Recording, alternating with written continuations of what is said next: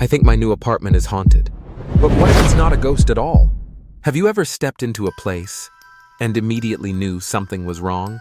Not because of the light, not because of a strange smell, but because of that feeling, like someone is watching you, through your skin, deep into your bones. Hi, I'm Emma, and this is a story I've never dared to tell anyone, at least, not until now. My husband, Daniel, and I moved to Portland last fall. We called it a fresh start, a small apartment near the park, beautiful lighting, close to family. I imagined peaceful mornings, brewing coffee, listening to our dog bark at squirrels in the yard. But from the very first step inside, I knew something was off. There was no clear reason for the feeling, but it was clear enough that I couldn't ignore it. It was like you walk into a room and it just doesn't accept you. The walls are silent, yes, but it feels like they're whispering something you don't understand. And that first night, that's when it all began. In just a moment, you'll hear about a shadow behind a blurry shower door, a cold hand on bare skin when no one was standing behind me, and a dog, my most loyal companion, suddenly not recognizing the man she'd loved for 6 years. But this isn't just a haunted apartment story. This is a story about believing yourself, even when everyone else tells you it's just your imagination. It's about realizing that some places weren't meant for people. Are you ready? Because once you hear this story, you might start asking yourself, is the person I'm living with really who I think they are? After 8 years in the gray streets of Boston, Daniel and I were exhausted. Car horns, long winters, that feeling of being completely alone in a crowd. Portland, Oregon, with its pine trees, gentle air, and wide open skies, sounded like a place to begin again, to really breathe. We found the apartment through one of my mom's friends, a small 2-bedroom unit, old but bright. It had windows facing the trees out front. And the most important thing, it was just a 4-minute walk from my parents' house. When we first stepped in, everything looked perfect. Sunlight streaked through the windows like a Pinterest photo. The kitchen was neat. Dark wooden floors. Even the smell of fresh paint made me feel hopeful. But then, just seconds later, it hit. Something in the air. Not a scent, not a sound, but a weight, pressing slowly on my chest. Soft, but undeniable. Have you ever felt like a room is looking at you? Daniel didn't notice a thing. He smiled, tossed his bag on the couch, and started opening boxes. And me? I just stood there, right in the hallway, staring into the darkness of the unlit bedroom. It wasn't fear, not exactly. I didn't have a name for it yet.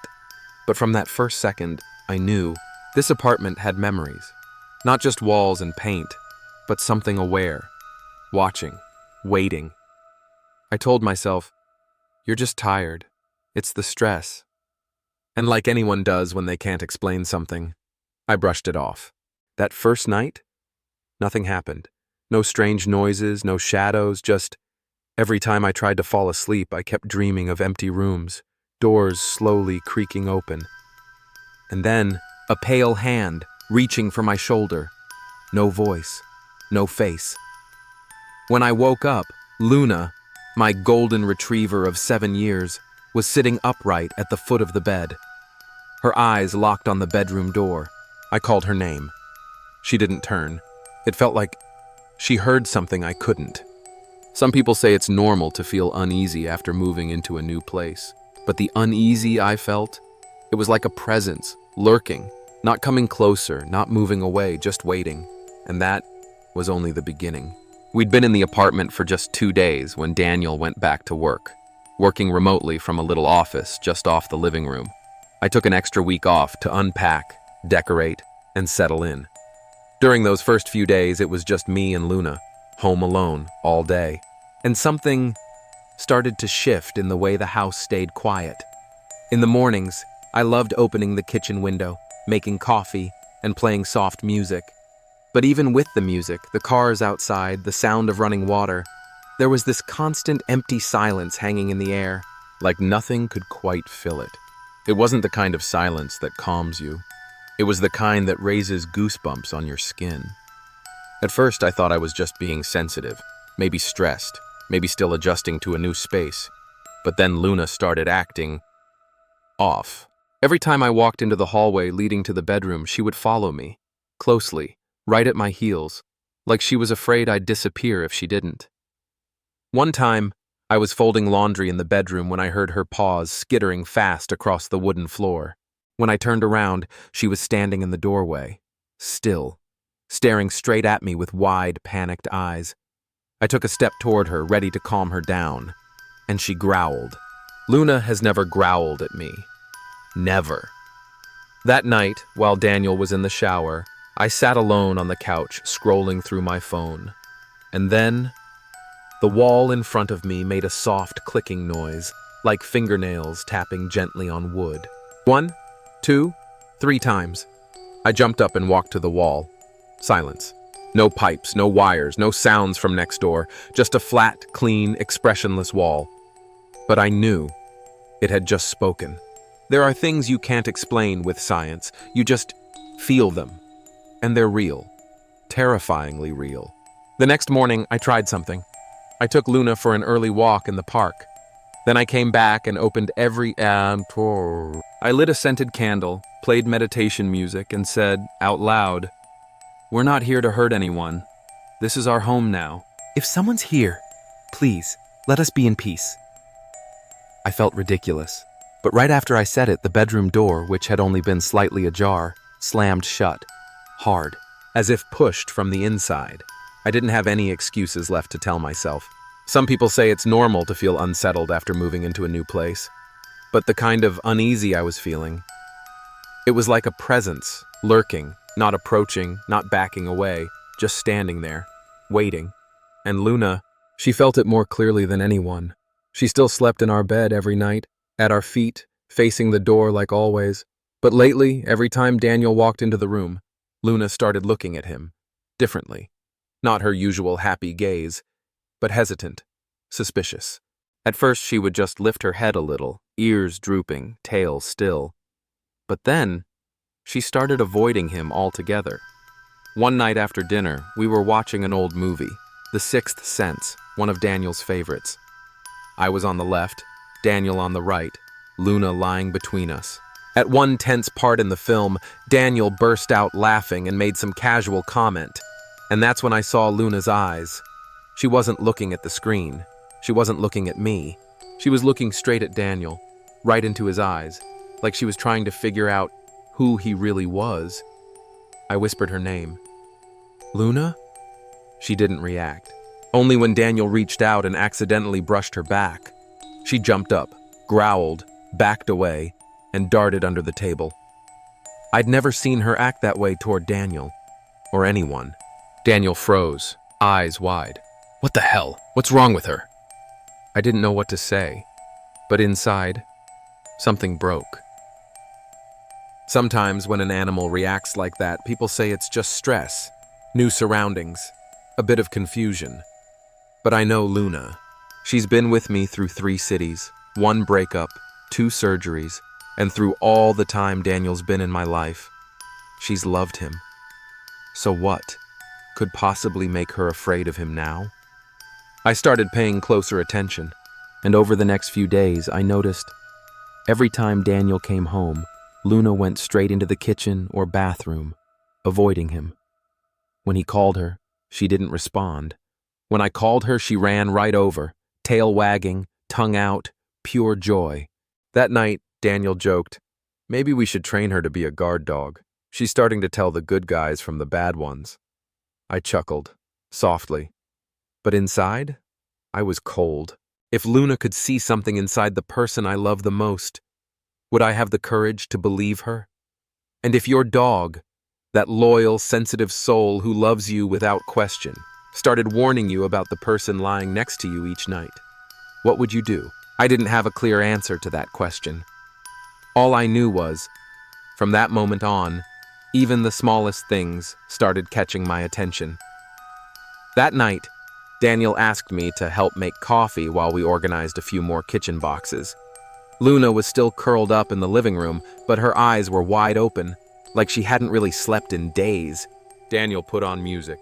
Harvest Moon by Neil Young, the song we played during our engagement party on the grass, under those soft yellow lights. For a moment, the air felt normal. I was bent over, attaching the water tube to the coffee machine, when suddenly, a freezing hand touched the back of my left thigh. No push, no grip, just a very distinct touch, like someone was behind me trying to get my attention, gently. I screamed. The glass lid slipped from my hand and shattered on the floor. The music kept playing. Luna sprang to her feet and started barking wildly. Daniel turned around in a panic. "What happened?" I turned too. No one. Daniel was standing nearly 6 feet away from me, still holding the broom and a box of tea. It couldn't have been him. I checked Luna. She hadn't come near me. No wet paw prints, no warm breath, no scratch marks, not even a red spot on my skin. Just that unmistakable feeling that something touched me, and it didn't belong here. That touch, it wasn't human, cold, no pulse, but just real enough that I knew it had intention. Daniel comforted me like you would a child, but I didn't laugh. I didn't say another word for the rest of the evening. And while I pretended everything was fine, I realized something. This house didn't just watch. It had started to move. Part of me wanted to believe it was just anxiety, a hallucination, the psychological reaction of someone adjusting to a new environment. But another part, the part I couldn't ignore, felt like whatever had touched me was warning me. And the real question wasn't, is it real? It was, what does it want from us? After being touched in the kitchen, I couldn't think of this place as home anymore. I still slept in that bedroom, still cooked in that kitchen, still used that laundry room. But now, every space felt like it held someone else's breath, someone who was still here, somehow. And then, the dreams began. At first, they were blurry. I was standing in a room I didn't recognize. The lighting was dull and yellowed, the windows covered with dark fabric, and from somewhere far off, a scratchy radio hum. But soon, the dreams became too clear to be just dreams. I saw a boy, about 8 years old, wearing a faded red baseball t-shirt, the logo almost rubbed away. He was sitting on the wooden floor, near the bedroom door, the very same spot where I'd often catch Luna staring. The boy didn't cry, didn't speak. He just looked at me. And behind him, a figure, a man, his face unclear, standing there like he was waiting or holding something back. When I woke up, I smelled something. Not obvious, but a strange mix. Musty wool, a bit of cigarette smoke, and disinfectant. Scents that had never existed in our apartment before. And you know what? The next morning, while cleaning the floor, I noticed a faint chalk line, a circle, right along the base of the bedroom window wall. Not mine, not Daniel's. I shared all of this online, in a forum for people who've experienced the paranormal, hoping someone might relate. One person messaged me directly. If you're dreaming of people you don't know, in a place you've never been, maybe you're not dreaming. Maybe you're remembering the space itself. That thought haunted me for days. If these dreams weren't just dreams, if they were residual memories left behind by someone who had lived or died here, then I wasn't just sleeping in this place. I was sharing my mind with them. After that night, I began writing down the dreams in a small notebook. Every dream had tiny details that kept repeating. A worn-out blue tin box, the loud ticking of a clock, even though there were no clocks in our home, and the bedroom door, always slowly opening, so slow, like someone was coming in, but never quite stepping through. I started calling the boy in my dream the red shirt kid, like a way to name something still vague, still undefined. At first I thought he was just an image, something my brain kept replaying. Maybe a subconscious way of tying memories together, adjusting to the new space. But then, the dream continued. This time, I wasn't just watching. I was in the room, standing where the boy stood. The room didn't look anything like our apartment now. The wallpaper was old and faded green. A small bookshelf stood to the side, a few comic books slumped over. I heard knocking, 3 knocks, and the man, he was there again, only this time he stepped closer. I woke up at exactly 2:17 a.m. My chest was heavy. It felt like someone had just left my mind. Daniel was still asleep beside me, but Luna was standing at the edge of the bed, staring out toward the hallway. Her ears were up, tail tucked low, her whole body pulled tight like a drawn bow. No barking, no whining, just staring into the dark. I didn't know what she saw, but in that moment, I knew. The boy in the dream wasn't just a figure in my head. The next morning, I went back to my dream journal and checked the details again. The wallpaper, the ticking clock, the window covered in black fabric. Then I pulled up old maps of this area, trying to find anything that might tie back to a real past. I found a short blog post by someone who used to live in this same complex back in 1998. And there was one line I couldn't stop staring at. There was a family on the second floor that moved out quietly. A kid in a red shirt used to play near the window. And then one day, he was just gone. Nobody ever found out what really happened. No photo, no proof, just a short journal entry from someone who lived here. But to me, that was confirmation. This boy wanted me to see him, not to scare me, but to tell a story, one that had never been told. That night, I sat alone in the living room. No lights, just the soft glow of the streetlight slipping through the curtains. I wrote a note on paper. I see you. I hear you. If there's something you need to say, I'm listening. I left the paper on the table, and at exactly 2:17 a.m. the next morning, the pen I had placed beside it was now lying across the paper, like someone had picked it up. And on the page, there was no writing, just a faint fingerprint, like the sweat from a very small hand pressed into the edge of the paper. At first, I didn't pay attention to the time. 2 a.m., 3 a.m. Everyone loses sleep sometimes, right? But after a few nights of waking up at exactly 2:17 a.m., I started keeping track. And then I noticed something strange. The night I was touched in the kitchen? 2:17 a.m. The night Luna stood growling at the hallway? 2:17 a.m. The clearest dream of the red-shirted boy? I woke at 2:17 a.m. 3 times is a coincidence. 4 times is a message.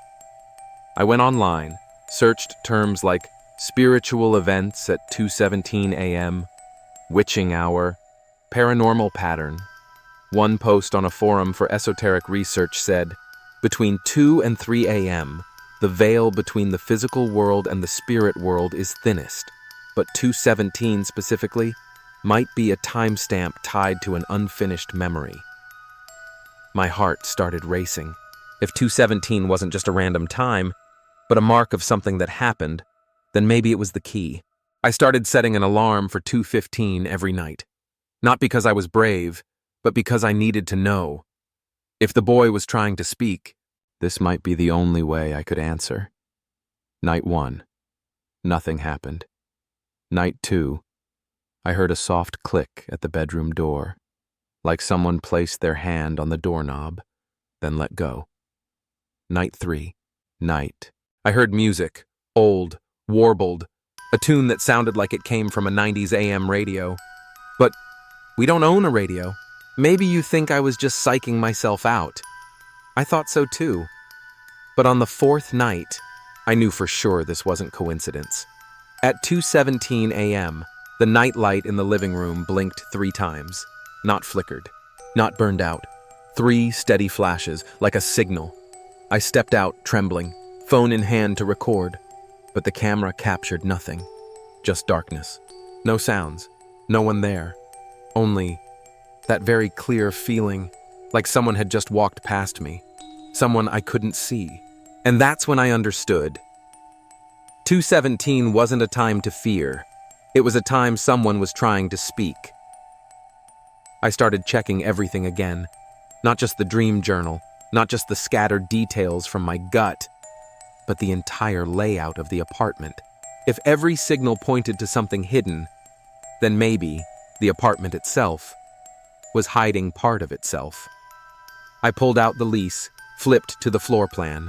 The apartment, 2 bedrooms, 1 living room, kitchen, bathroom, laundry closet, everything matched, except for one thing.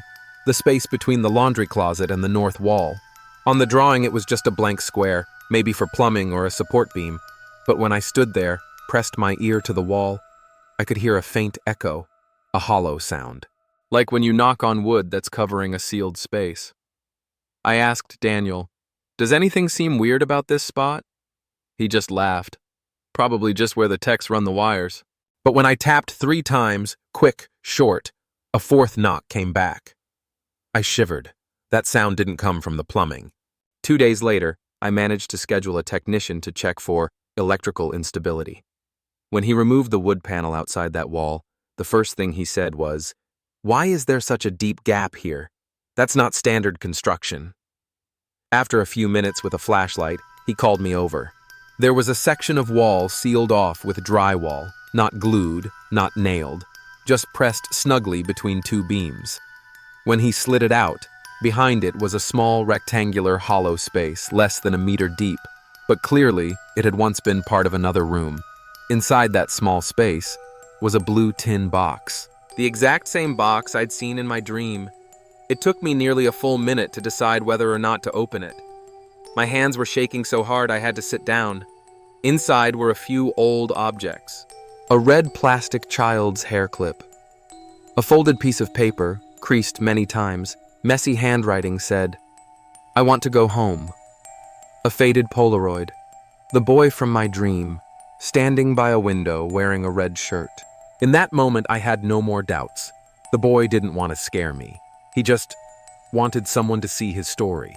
That night, I placed the box back in its place, next to the note I had written before. "I'm listening." And for the first time in weeks, nothing happened at 2:17 a.m. No flashing lights, no knocking, no dreams, only true silence. But silence wasn't the end. To me, it was the beginning of the biggest question of all. Who was that boy? And what happened in this apartment? The next morning, I went to the city library, the one with archives of old neighborhood records. I asked about the apartment complex, requested old floor plans, and after explaining I was researching for a book, they let me into the legal document storage room. File folder from 1998. One page made my heart sink. A short report from the Department of Social Welfare. Handwritten note. Family A moved suddenly. Reports of domestic abuse but no legal evidence. A child, recorded as JL. No school transfer records after June. No missing persons report. No media coverage. Just a child. Vanished from the system. I kept searching on Reddit forums for amateur civil investigators. One user, apparently a former resident, messaged me privately after seeing my post. I lived on the 3rd floor from 97-99. There was a boy who used to play alone near the stairs. Quiet kid. His mom always yanked him back inside whenever someone saw him. I still remember that look in his eyes, like he was begging someone to hold on to him. No headlines ever told that story. No one came looking for the boy. But now, he had found someone who would listen. After that, I went back to the apartment, and for the first time, I walked into the bedroom without feeling the weight pressing down. I stood by the window, where the afternoon light stretched across the gray wall. Luna, for the first time in weeks, lay down nearby, her head resting on Daniel's leg. No avoiding, no growling, and I realized it wasn't that I'd helped him move on. It was that I had done the one thing this world had owed him for a long time. I listened. No rituals needed, no prayers, just to be seen, to be remembered, to be acknowledged. And then, everything softened. No more dreams, no more signs, just a quiet apartment, and a story, finally, told. We often think ghost stories are meant to scare us, the shadows, the midnight knocking, or the quiet little things that make you feel like you're not the only one living in your home. But sometimes ghosts don't come to hurt you.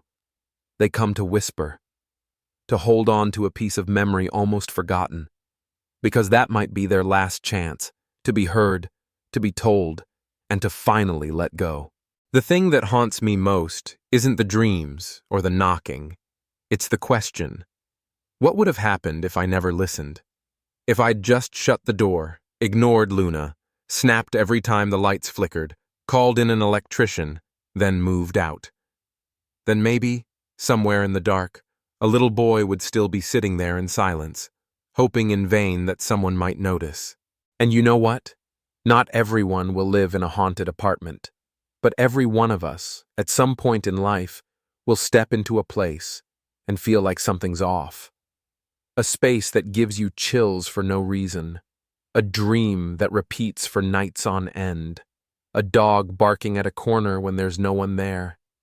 And if that happens to you, if you start hearing things no one else can hear, if you feel like you're being watched, even when you're alone, what will you do?